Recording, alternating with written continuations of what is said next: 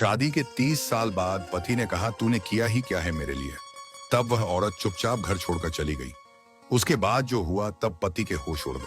शादी के 30 साल बाद आज उन्होंने बातों ही बातों में किसी बात से नाराज होकर सबके सामने कहा, तूने आज तक किया ही क्या है, सिर्फ खाना बनाना और बच्चों को संभालना, और वह भी ठीक से नहीं कर सकी। बच्चे भी तुम्हारी सुनते कब हैं, वो अपने मन की ही करते हैं। इतने सालों में तूने उन्हें कुछ नहीं सिखाया। अपने पति की ऐसी बात सुनकर आज पूरी रात सुनीता को नींद नहीं आई। वह सोचती रही, रोती रही और बुदबुदाने लगी, सच में मैंने आज तक किया ही क्या है।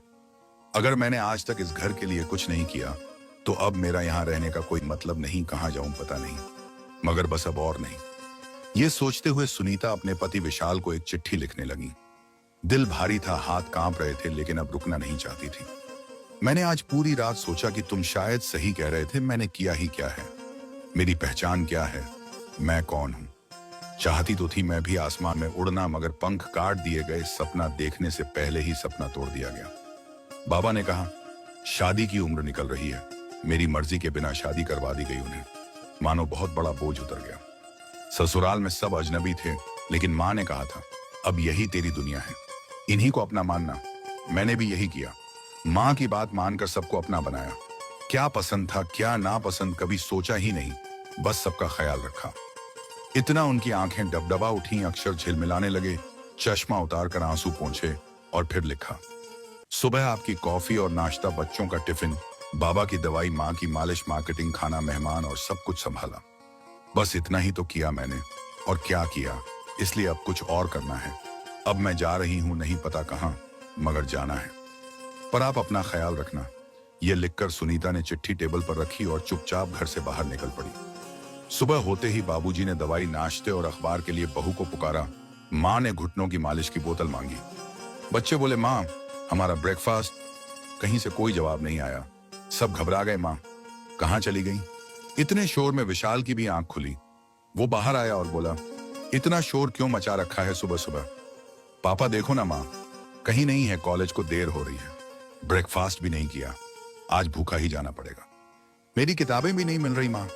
तुम कहाँ हो। बाबूजी बोले, बहू चश्मा कहाँ है। माँ भी दवाइयां मांगने लगी। सारा घर बिखरा बिखरा सा लगने लगा। विशाल चिल्लाया, सब लोग चुप हो जाओ, मैं देखता हूँ वो कहाँ है। वो बार बार सुनीता को कॉल करता रहा, पर फोन कमरे में पड़ा था। पास में एक चिट्ठी भी रखी थी। उसे चिट्ठी पढ़ते ही कल की बातें याद आ गईं। कैसे उसने सबके सामने सुनीता का अपमान किया था। उसे अपनी गलती का एहसास हुआ। वो माफी मांगना चाहता था, मगर अब कोई रास्ता नहीं दिख रहा था। कहाँ गई, किस हाल में है, कुछ नहीं पता। घर में कोहराम समझ गया। बाबूजी मांझ जैसे और बूढ़े हो गए थे। भूख प्यास भी जैसे गायब हो गई थी। बच्चे बाहर नहीं निकल रहे थे। अब वे खुद काम संभालने की कोशिश कर रहे थे, मगर कुछ समझ ही नहीं पा रहे थे। विशाल का दिमाग बंद हो गया था। क्या करे, कहाँ जाए। पुलिस को बताए तो बदनामी का डर, लेकिन अब कुछ करना ही होगा। वो ससुराल जा पहुंचा, भूखा प्यासा, बिना नहाए, बदहवास हालत में। उसकी हालत देख सब चौंक गए। उसकी बातें सुनकर सुनीता भी नहीं रह सकी। वो सामने आकर खड़ी हो गई। विशाल ने उसका हाथ थाम लिया। सभी ससुराल वाले हंसने लगे। विशाल ने सबके सामने माफी मांगी और उसे साथ घर ले जाने की बात कही। औरत का दिल तो बड़ा होता है। सुनीता ने बिना कहे अपनी आंखों से ही विशाल को माफ कर दिया। घर पहुंचे तो सब खुशी से भर उठे। अब सब जान चुके थे सुनीता कितनी कीमती है। अब घर के काम में सब उसकी मदद करने लगे। बच्चे अब माँ की इज्जत भी करने लगे थे। अब सुनीता अकेली नहीं थी। विशाल को अब समझ आ चुका था, जो काम सुनीता ने किए उसे कोई और कर ही नहीं सकता था। किसी ने सही कहा है कि पत्नी का असली नाम घर वाली है। उसके बिना घर रूपी गाड़ी का एक पहिया तक नहीं हिल सकता है। प्रिय दर्शकों, आपको यह कहानी कैसी लगी कमेंट बॉक्स में जरूर बताएं।